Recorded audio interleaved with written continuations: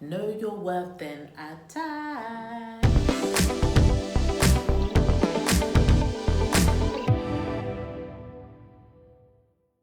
Welcome back to my channel. My name is emmaldy, transformational coach, the relentless boss. How to level up mentally. Leveling up mentally is really all about your mindset and how you see yourself, how you view yourself.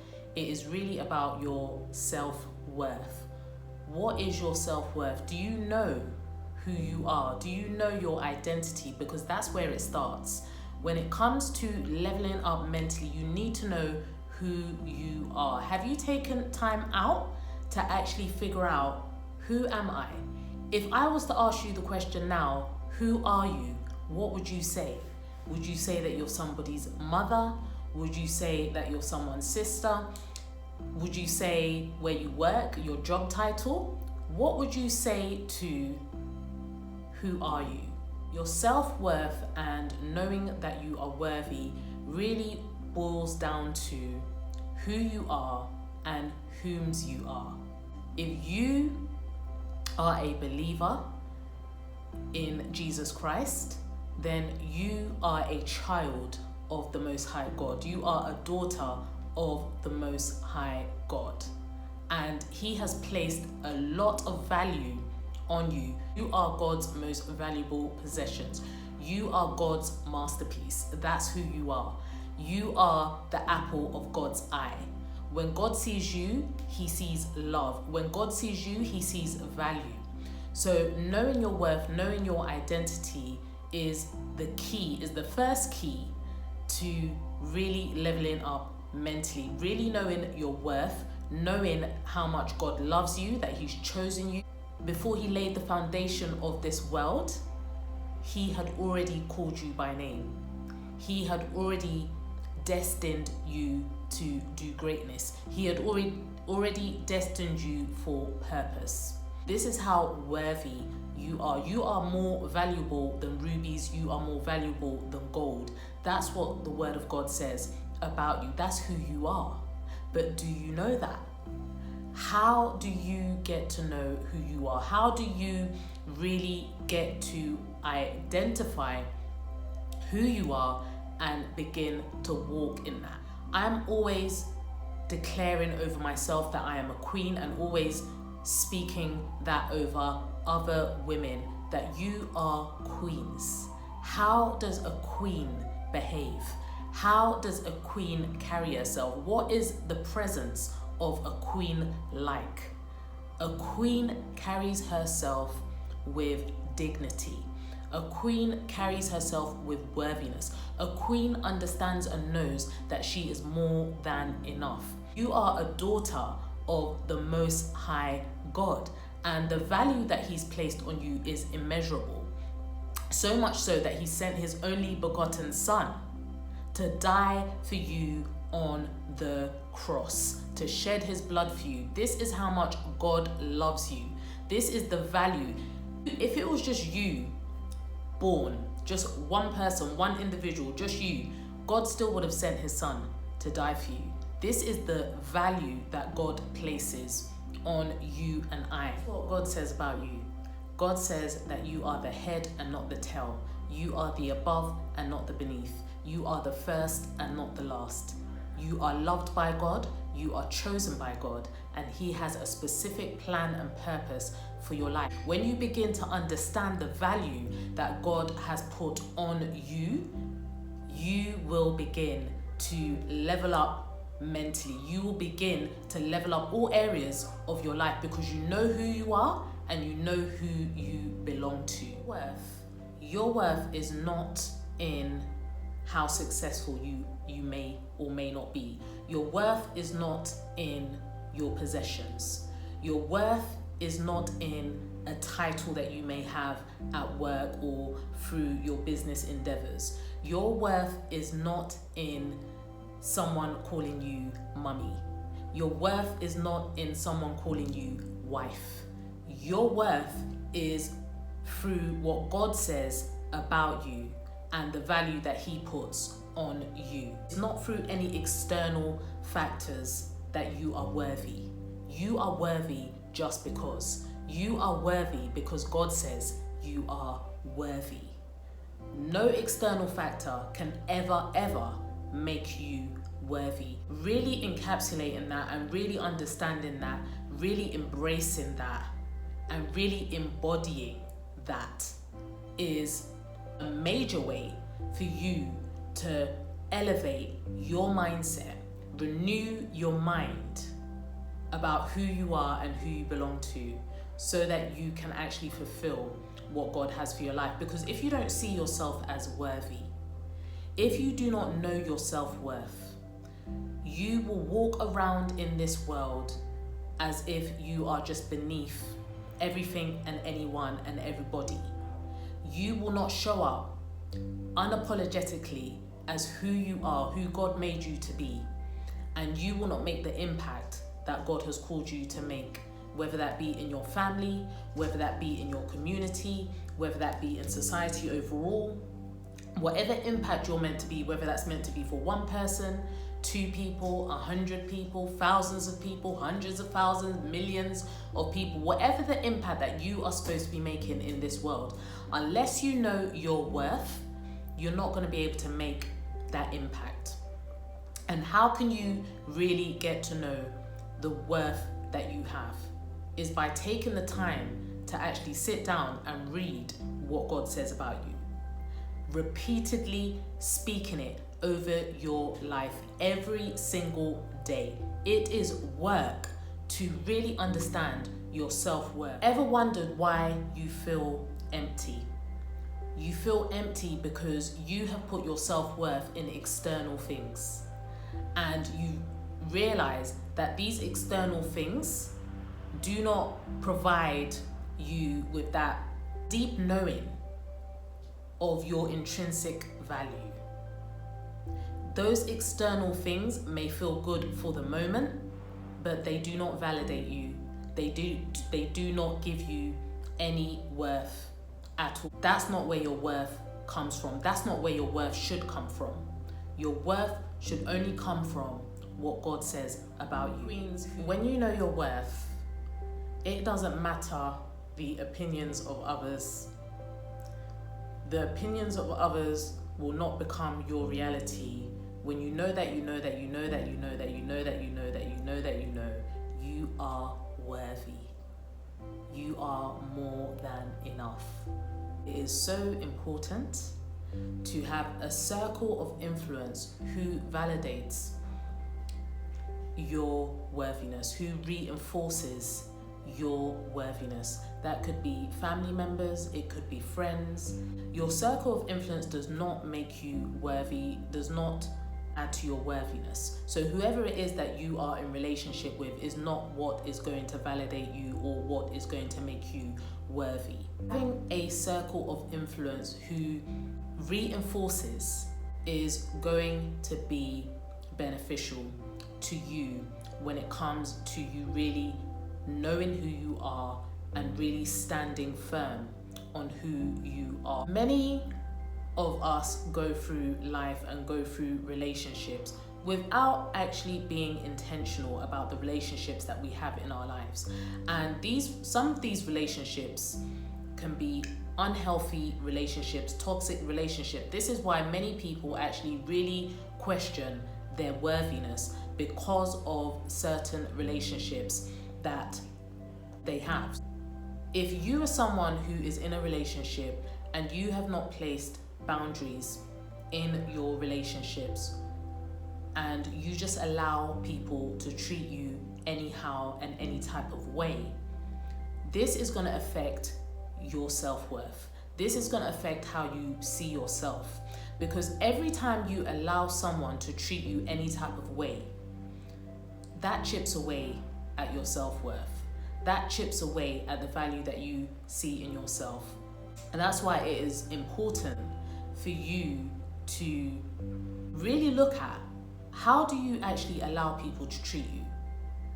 Do you allow people to speak to you any type of way? Do you allow people to do whatever they want to you? When you put a boundary in place, Do you allow people to just let your boundaries go by the wayside? Or do you protect those boundaries and say, no, this is my boundary. This is how far I'm willing to go. We're not going any further than that. What do you do in situations when you've placed the boundary? Boundaries are extremely important to protect you, to protect your value, to protect your self-worth.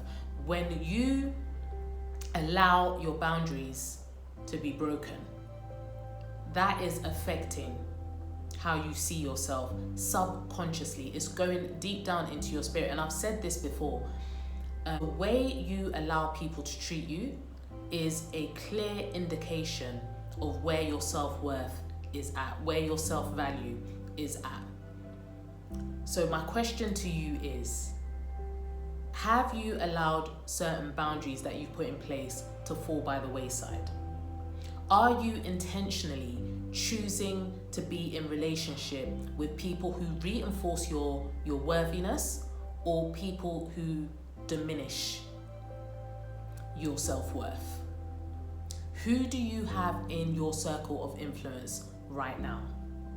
Who do you have in your circle of influence? Are they reinforcing or are they taking away? Ask yourself these questions, and whatever the answer is, act accordingly. Circle of influence can either make you or break you. And that's why it's so important that we are intentional about the people we have in our circle. We're intentional about our friendships, about our relationships, and even our relationships in our family. Just because someone is related to you by blood doesn't mean you have to have a relationship with them. And it doesn't mean you have to spend most of your time with them, especially if they are a toxic individual or toxic in your life in terms of how you interact with that individual. You do not have to interact with them as much as you do if it's not bringing out the best in you. So it's super, super important that you take stock of your relationships, of your circle of influence, and be intentional about the time and the energy that you're putting into certain relationships. And if those relationships are not helping you to move forward, then you need to reassess, reevaluate those relationships. Sometimes, Queen, there is a season for separation, a season where you are literally going to feel like you're by yourself. You're alone. You're never ever alone if you have Christ. You're never alone if you have God. But sometimes you have to go through seasons of separation so that you can really be with yourself and really ground yourself and understand who you are, the worth that you have, the value that you have, the purpose that you have, and the impact that you're supposed to be making. Sometimes, some of us want to be always around people, always having people around, but sometimes it is necessary to be separated when it comes to getting to your next level. In that separation, you are able to get closer to God. You are able to really hear from God specifically what it is that He wants you to be doing, what direction He wants you to go in, the path that He wants you to take, the things that He wants you to step into. When there's too much noise and when you have activity going on and distractions, it is very difficult for you to hear clearly from God what He wants you to do and the direction that He wants you to go in. And sometimes when you are listening to different individuals telling you what they think you should and shouldn't be doing, that can also derail you or distract you away from the truth. That can distract you away from what you really should be doing. Separation is necessary at times. It is necessary for you to go through the process of saying, you know what, I need to separate myself. Oftentimes, separation is going to lead to your elevation. Some of you have got to start practicing not pleasing every and everyone, taking on other people's opinions and making their opinions your reality. Why does someone else's opinion have to become your reality? I gave up a long time ago allowing other people's opinions to become my reality, because I realized that this is my life and I only have one shot at this life here on this earth, as you do. You only have one shot. Why would you allow someone else's opinion to become your reality to the point of where you are literally going off course the direction that you're supposed to be going on? You are literally going away from the vision that God showed you because of fear, and because somebody else told you you can't do this, you can't go there, you can't achieve this. So you are shying away from what God has called you to do. You're shying away from the vision that He's called you to. You're shying away from the path that He's told you to go on because someone else told you otherwise. Who are you going to believe? Are you going to believe God, or are you going to believe man? Are you going to listen to God, or are you going to listen to man? Some of you are going to have to make a decision that no matter what anyone else says, you are going to fix your face as flint and you're going to go ahead, forge ahead to what it is you know in your heart you're supposed to be doing and the direction that you're supposed to be going in. If you're in some dead-end job that you absolutely hate, you know in your heart there's something more for you to be doing in this world.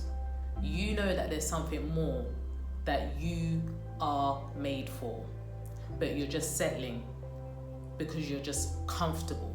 You're in your comfort zone. You're getting your monthly paycheck from month to month. You feel like you're secure in your job.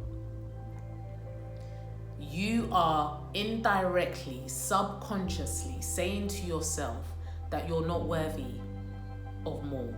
You're not worthy to receive your God-given abundance and purpose. You need to ask yourself, 10 years from now, 20 years from now, are you going to be happy with the decisions that you're making when it comes to what you're doing with your life? Are you going to be happy with this job that you're currently in? Are you going to be happy that you settled to just stay in a job that you don't like, where you're not even using your gifts and your talents, where you're not even making an impact, you're not really making a difference? Are you going to be satisfied with that? Or are you going to make the decision to step out in faith and to walk through the door of the unknown? I will never forget a story that I heard. Les Brown, GOAT, greatest of all time motivational speakers, Les Brown, when he shared this story of a man. He was a prisoner of war and he had been given two options. He was told that he could escape the prison, and it was through two doors. So the one door was named the door to the unknown. They told him that we do not know what is on the other side of this door. If you choose, you can go through the door of the unknown. And the other door was to a firing squad. And he would meet his death through that door. So this prisoner of war was told, you have these two options. You can either go through the door of the unknown, of which we do not know what is on the other side, or you can go through the door to the firing squad, which means your death, which is going to result in your death. This man was so fearful of what was through the door of the unknown. He was actually more fearful of what was through the door of the unknown than what was through the executioner's door, that he chose to go through the executioner's door to his imminent death. And many of you are just like that prisoner of war. You fear what is through the door of the unknown. And in this story, after this man had gone through the door, the executioner's door, and basically executed, when they opened the door of the unknown, through the door of the unknown was freedom. Freedom. This man could have gone through the door of the unknown if he had made a decision to feel the fear but go through that door anyway. But he succumbed to his fear and went to his death. And many of you are fearful of what is through the door of the unknown. Through that door of the unknown could be your freedom, could be all of the things that you have ever wanted to accomplish, to achieve in life. I just want you to really think about where you are right now. Is your life showing others, or even showing yourself, that you know your worth, that you know your value? Because how you conduct your life, how you operate in your life, the way you show up in your life is a clear indication of where your worth is, how you view yourself, your worthiness and your value. Please take stock of your self-worth in what you're doing, in your vocation, in your business, in your relationships. Because even if you don't take stock, your spirit is taking stock. Your subconscious mind is taking stock. And it's chipping away every single day at your self-worth and your self-value because of decisions that you're making. Feel the fear, but do it anyway. Feel the fear, but choose the door of the unknown anyway. It is through that door that you quite possibly may find your freedom, your peace, your self-sufficiency, your joy. Thank you for watching, Queens. If any of this resonated with you, if you want to add anything, or you are building or reinforcing how you see yourself, your self-worth, your self-value, please put it in the comments. Let's have a conversation. Share this video, subscribe, click the notification bell, and I'll see you.